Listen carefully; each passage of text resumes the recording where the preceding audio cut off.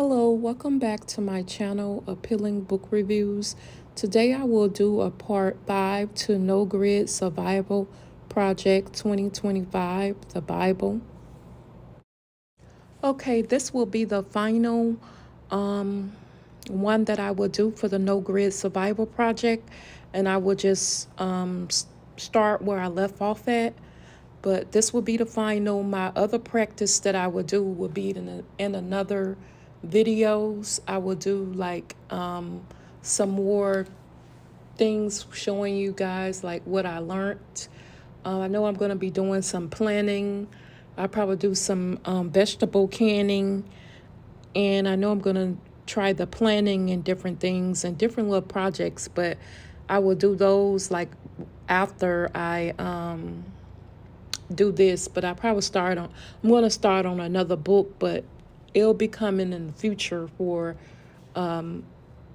something to show you guys where I left off at. I will show you guys. Okay, performing a grid community, supportive network with the fellow off-gridders, sharing resources and skills and ideas, working together, friendship and collaboration with the community, off-grid living, local networks, gathering regions, population, hosting farmers market community fairs, stability workshops, providing excellent opportunities to meet other fellow people that's doing the same thing, to be able to work together. You can also host your own off the grid, meeting up with other public space and encouraging others to share their experience and tips on what to do.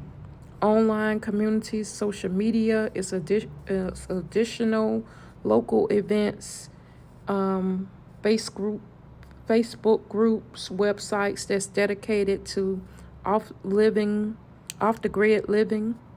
These platforms will allow you to connect and share your ideas and organize and meet up and practice. Join the online groups of off-gridders, like getting information and different things like that.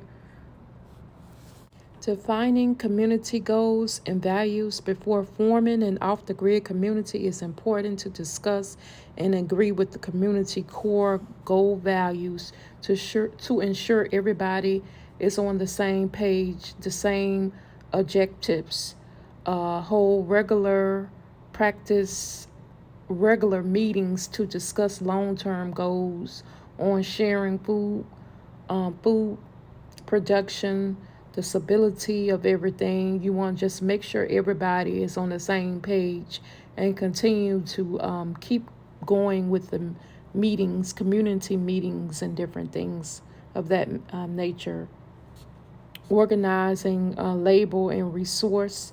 Off the grid community sharing label resource can reduce the burden on each individual or family. This includes sharing gardens, community building, chores, establishing systems for division, labor, responsibility as a rotation trend, guarding, repair, managing community, sharing resources. Mutual aid, off the grid community tradition occur may also be necessary. Barter system and mutual aid arrangements allow the community members to trade goods and service skills without relying on money, of helping everyone meet their needs while a sense of trust and cooperation. So sharing with community is important too, with the trading skills and good service, trading with your fellow people. Hosting skills sharing workshops, encouraging community members to host workshops to teach skills like making soap, animal repairing. These workshops rotation members at a homestead, organizing workshop based on the season, community needs. For example, hosting a canning workshop. See, that's something that I would like to learn how to do with the canning. Well, I can research it, but canning workshops, a wood making class in the winter, offer skills exchanging where the members can trade, workshops in attendance of teaching others, class to be, creative in learning. Also sharing wells, water, rainwater, harvesting is essential off the grid living, sharing water systems, storing water, um, sharing well service, household community, reducing individual costs and drilling and maintenance, drilling the for the wells and your water supply, monitoring the pump and handling, repairing, and ensuring that everyone is upgraded to practice and rotate everything and harvesting rainwater. Set up a communion of water storage tanks where every household can draw water supply, ensuring that it's equipped and accessible for everyone to try the water in the community, to make sure it's good for everybody. With the water, off-grid communities can benefit from sharing solar farms and renewable energy solution to generate power for multiple households. It's a great way to generate renewable energy in the community, and pooling resource members can install the solar systems for each individual that's part of the team and everything, your community working together to set up solar power monitoring systems, and each household can track their energy use to adjust. So just like if they're doing it, for the water, set up little practical tips, just like they're doing it for the water storage, and they also could do it for the solar power system. Set up something, for the community, make sure that everything is good for everybody, and everybody can manage, everybody can use off both of those things, the water and the solar energy project with community. Now, the legal aspect of sharing land and property rights and communion ownership section explores and navigate communion living and protecting the community interests. So you have to make sure that you're doing everything and taking care of everything, even with that, making sure you're following the guidelines on everything that for the legal part, and make sure they have like a clear understanding on everything, the building code, understanding the local regulations, even in rural areas, zoning laws and building codes may affect how the community is developed. And in understanding and regulations are crucial to avoid legal actions and navigating zone laws to indicate and structure and build certain types and how the land can be used. Make sure your community is aware of your local regulations before starting a major building project. So just make sure that you have everything under control for is like legal, everything taken care of for is the laws and the zones and everything, and building codes and different things. Off the grid living offers sense of freedom, but it's also responsibility for preparing for emergencies, weathers, natural disasters, unexpected events, and being prepared. Being prepared will ensure your safety survival. One key element of emergency preparedness is having a bug out location. A bug out location is a secondary shelter in case of your primary home becomes unsafe. This shelter should be equipped with essentials for survival, easy access when needed. Your bug out location should be by the natural water source like a streams, lakes, or springs, a spring area where abundant wood is, plants, um, different things of that nature. Up in the in the nature, that's what it's saying. It should be like in the nature of everything. Your second for your bug out. And you want to have a map out with several routes to shelter to ensure you have a backup escape path in case of one becomes inaccessible due to like flooding, fires, and fire hazards. So you want to have several routes of shelter for that and for your bug out home.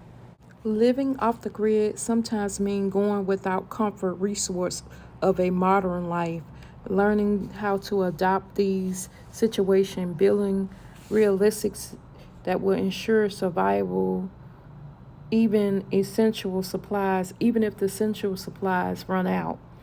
You will have different things.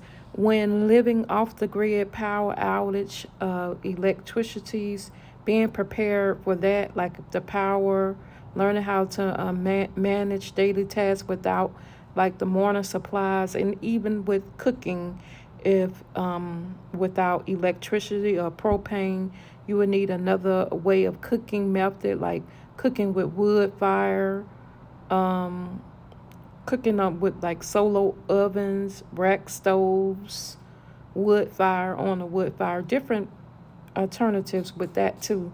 Just like you would have different alternatives for the power, cooking too. You should have like a bug out bag. Each family should have evacuation bag packed with essential foods, water, clothes, first aid supply to keep the bug out bag packed with 72 include maps, compass, GPS systems. Um, yeah, I think I talked about that with staying informed with communities and different things like that with the disaster, preparing for a disaster. You could check that out too um, on the channel. But it talks about that too, staying prepared for different things. And also, children should know how to signal for help in case of they are lost or in danger.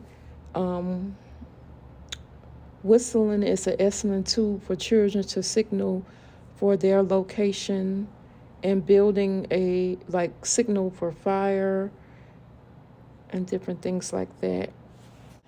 Building a shelter is essential for protecting yourself for the elements of the wilderness surviving situations. Learning to shelter, leaning to shelter, and building and providing protection from the rain, from the wind, the rain, the snow. And you should also reflect the surface like a rock.